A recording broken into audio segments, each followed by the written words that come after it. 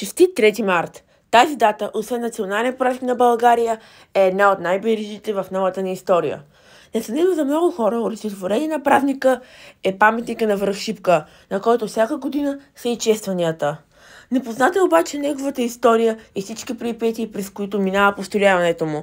Затова днес, в чест на празника, ще ги разгледаме.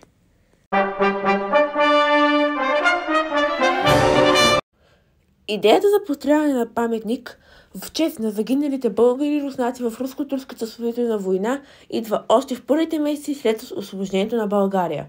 По време на учредителното събрание в Търново през 1879 година въпросът е повдигнат от Петко Каравелов, а депутата Стефан Берон предлага да се издигне храм на връх Свети Никола. Подкрепа към тази идея изказва и Петко Славейков.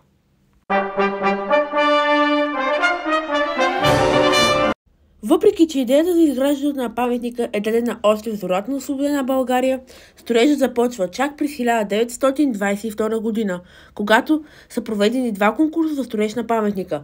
Първоначалната идея е била той да бъде изграден на скалистия връх Орлово гнездо. Установило се обаче, че този връх няма точно място за издигане на голяма сграда, затова е избран по-удобният връх Свети Никола, днес връх Шипка. Основният камък е поставен тържествено през същата 1922 година. Строителството обаче не последва и дейността е подновена чак през 1926, когато има втора церемония по полагане на камъка. Проектът е кръстен ветеран, а паметникът трябва да бъде с форма на пресечна пирамида, наподобяваща средновековна крепост. Работата е ръководена от Илия Мъгов. Още в началото обаче строителите си правят пред множество проблеми, основно с трудния превоз на материали и неблагоприятните метеорологични условия. Поради това те напускат строежа и от паметника остават да стърчат само основите. През 1928 година на връх Свети Никола е заведен младия строител Пеньо Атанасов Колев.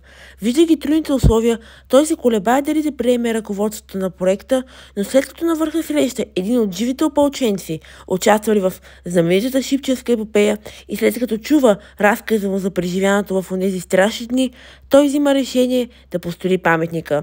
В периода 1928-1930 година на връх Свети Никола се гради усилено.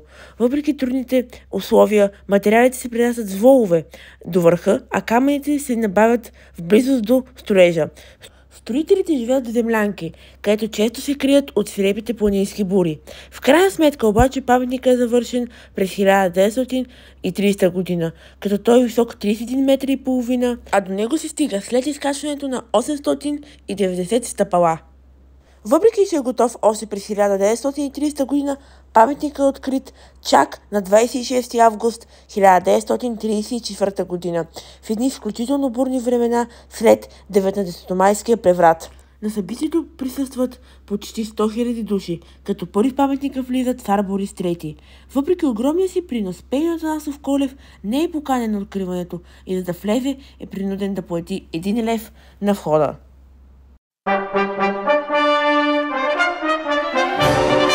Несъмнено една от най-интересните части на паметника на свободата е големия бронзов лъв.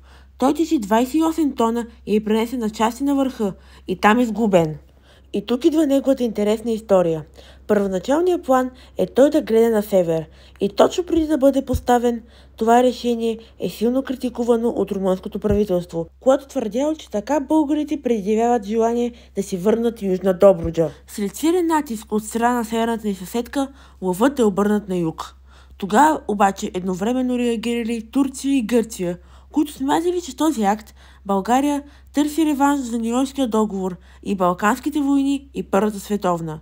След повторен политически натиск, този път от юг, главата на лъва се обръща на запад.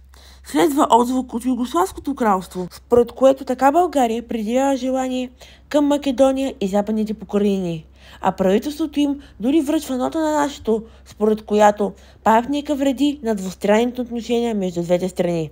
Така лъвът е обърнат на изток, както е и до днес.